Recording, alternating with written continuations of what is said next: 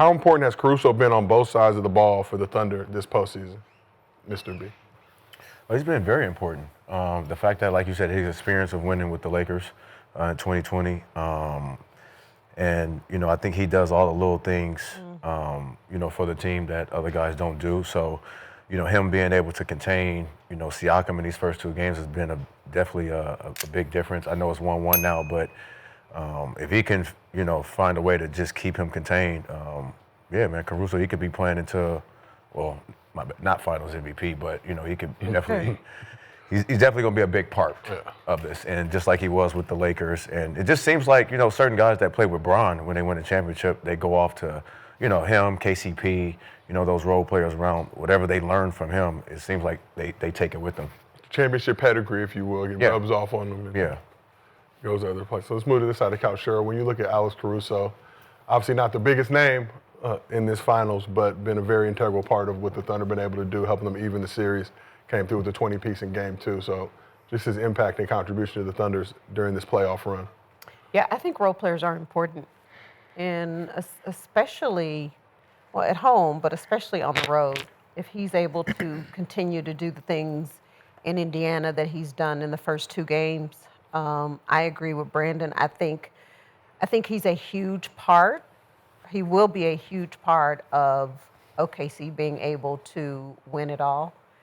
And regardless of the age, I think there are things that he brings that you can't teach. Just the effort, every single possession, he's always ready. Doesn't matter who he's guarding, he steps up to the challenge.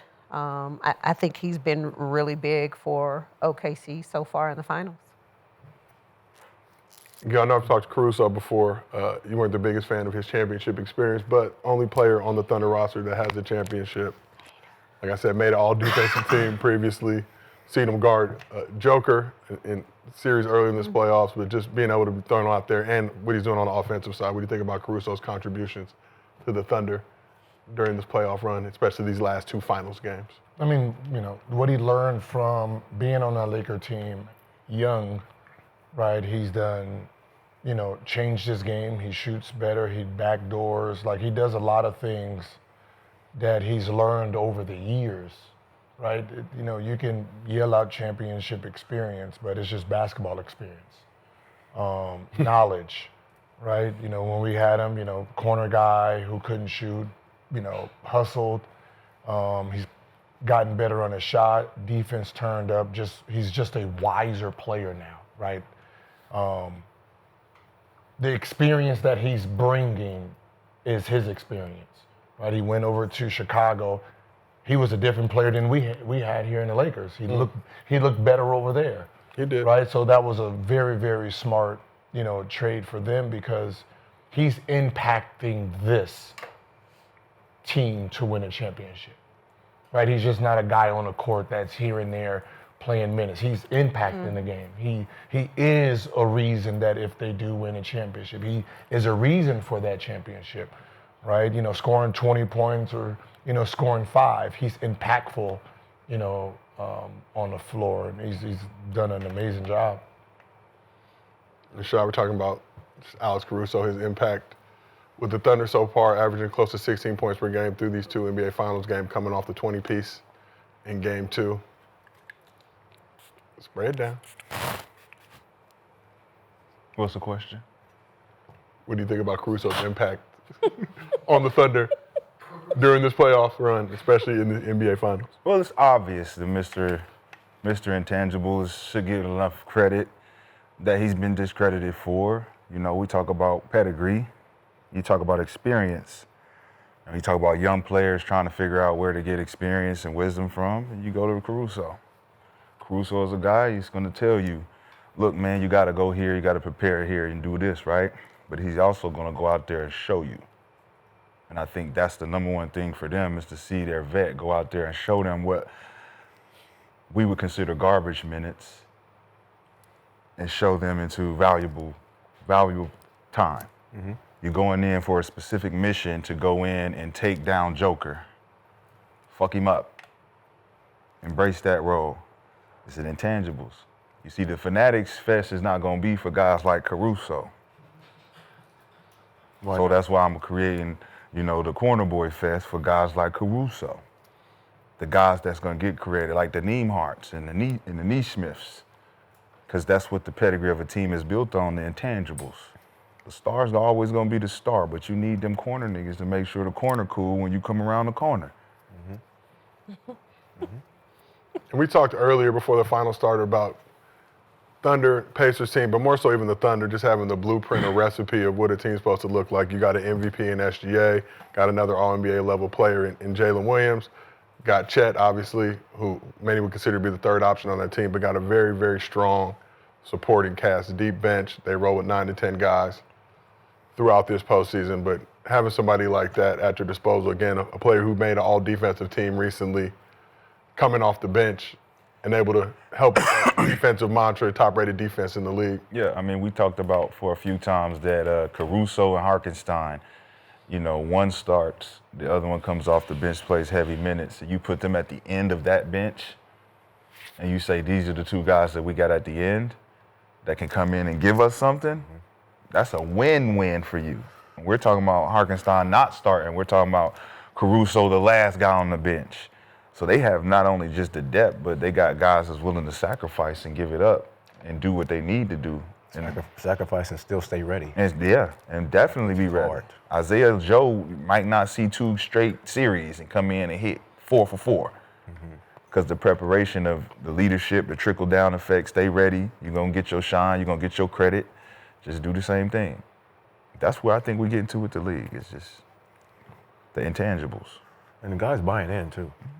That's rare to see that many, guys. Caruso getting 20 points in the NBA Finals. Yeah. That wasn't an expectation. So if that was the game swing, how much they lose by? 16, 14? 123 to 107 game. We didn't game plan for Caruso hitting 20 at all. So, But he wasn't proving all postseason that he can knock down those shots. well, Gil said it. He wasn't doing it when he was with the Lakers. That's one of the things that kept him in rotation because now I got to hit that shot. I got to figure out a way to stay on the floor other than just defense. So like I said, no 20-point games at all during the regular season. Had 2 so far in this postseason. That's insane. Including 1, obviously, in the NBA Finals. He's stepping it up, right? Stepping up his play, but, like these young guys, I think second youngest team with the potential to win the NBA Finals, having a 30-year-old vet like that, an old man on this roster. Old man. He For said, this "Oh, roster, Jim. For this route. I'm like, damn, 30 is old? 30 for this roster, not for the universe. 30 very young, spry for the universe. For this roster. Yeah. It also speaks on finding other ways to get yourself going, too. So that 20-point game is like, it's just going to happen through the flow of basketball because you've been getting yourself going on different other occasions, different ways to, score, different ways to be involved in the game. So now they're not even looking at you. Now you get that chance. It's like, oh, this shot is it. They leaving me You know open. what I'm saying? I'm out here. So it just speaks on how to find your ways and get yourself going. So your teammates having that confidence in you Yeah, to knock it down. yeah. Wiggins, come on. Yeah. Wallace. So most def. So Alex Caruso, as I mentioned, only former champion on this Thunder roster. As a reminder, he won the championship with the Lakers in 2020 in the bubble. His All-NBA teammate Jalen Williams showed respect to Caruso's championship experience just before the finals began. Let's take a listen to what he had to say. It was a big ring, so that was motivation. I think just the message. He had arguably one of the tougher rings, the bubble ring. Just what goes into a season. I think when you look at that one, for them to win and have all the ups and downs of that season and still kind of stay focused, I think that's been our biggest thing, being able to block out noise. And, obviously there's a lot of stuff about us being young and I guess too happy or whatever the case may be for us not being ready to be the next level. But I think the biggest thing with him getting the ring was just how to stay focused through whatever we're doing and just grow as a team. And that's what really stuck out to me when he brought the ring in. So Jalen Williams said he brought the ring out, said it was one of the toughest to win. Gil, do you agree that the 2020 bubble title was one of the toughest ever? 100% of every player who played in the bubble said it was tough. We did have Danny Green on this couch recently. I mean, because all you can do is think about basketball, right? Most people, you have to be built a certain way to just only focus on that, right? Just pure hooping, right? If you think about everyone who actually performed well in the bubble, came out of the bubble, and their careers took off. Right? You're talking about Jokic, you're talking about Luka, you're talking about, Devin Booker, Jamal Murray. right? You're talking about Jamal Murray. That's where you're talking about Donovan Mitchell, right? LeBron James. You're talking about who else? I mean, Giannis, right? We got to see who these guys were in that bubble. That was when we first seen Luka, when he was giving the Clippers the business in that first round, right? We seen what Mitchell did. Like, it's because that's all it is. There's no home court advantage. It's just you and your thoughts, right? There's no distraction. So if you easily distracted and you need, comfort, you need people to praise you, you need cheers from your fans and say, come on, get it together, right? Then the bubble wasn't meant for you. It was a mental battle, and you can see who mentally was, prepared. And that's, So when you ask people, players who were there, they didn't have family and friends. It's like boot camp. Just play basketball and, go in your room, come out, let's practice. And, strongest survive. Sean, do you agree or disagree with Jalen Williams saying that the bubble is one of the toughest rings to win? I don't know. He was just distracting me because he looked like AI, like somebody's like playing, like talking while he's talking. He doesn't seem like an avatar. You know what I'm saying? Trying to figure out if that's really him or not. Like, Talks like that.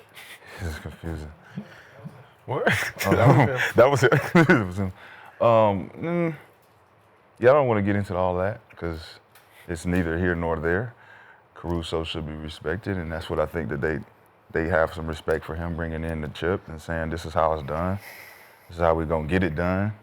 I think that's just pretty much the main message is. Well, but as a player on that squad who hasn't experienced a championship, to see somebody pull out the championship ring, show them what it looks like, it seems like there's a motivational factor. Hey, I want to get one of these too.